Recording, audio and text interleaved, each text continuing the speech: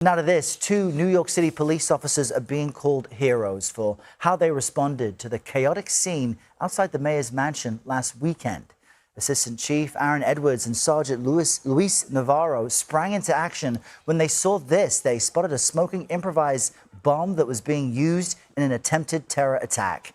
Their bravery likely saved the city from a deadly disaster. Jericka Duncan spoke with the 2 officers about that life or death moment.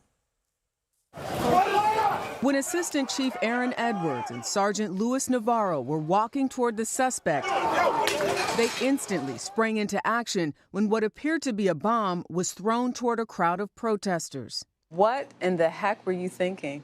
Catch the bad guy. A photograph snapped of Edwards captured the moment he and his fellow officers will never forget. When you see that picture, are you going, did I really do that? I am impressed that I cleared that barrier.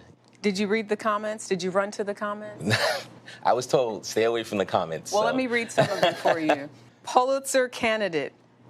Claps, hearts, that's right. This will be in the history books. Well done, NYPD. Another person writes, he got to be from New York, the way he hopped that barrier. Are you from New York? I am from New York, Queens, New York.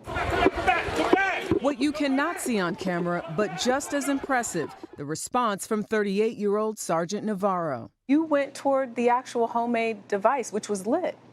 Yeah, so in that moment, I didn't think of anything. It, to me, was to try to save as many lives as possible. But you then learned that TATP is in this. This is a volatile substance that's been used in terror attacks. How are you processing that? The only thing that went through my mind is this could have been it. You know, that. You said this could have been it. Earlier in the week, Edwards and Navarro were honored at the latest graduation for NYPD officers. To the newbies who don't have 11 and 22 years of experience, what message do you have? Never forget that you're there to serve the public and you're there to protect the public. And that's got to be a North Star. Take care of the public.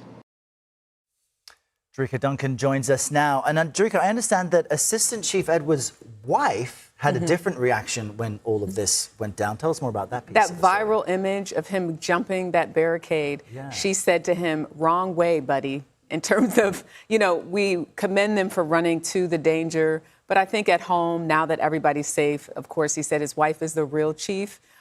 She kind of joked about the idea of, you know what, next time, could you go the other way to make sure you bring your butt home? But it does speak to the difference between how civilians would pursue this type of bravery and what officers do every day. You know, what was also interesting, Errol, is I think, and you've experienced this before when you've been on certain stories, and it's not until a couple of days later that it sinks in terms of the severity of what you covered or what you saw. And we got a chance to sort of ask both of them that same question.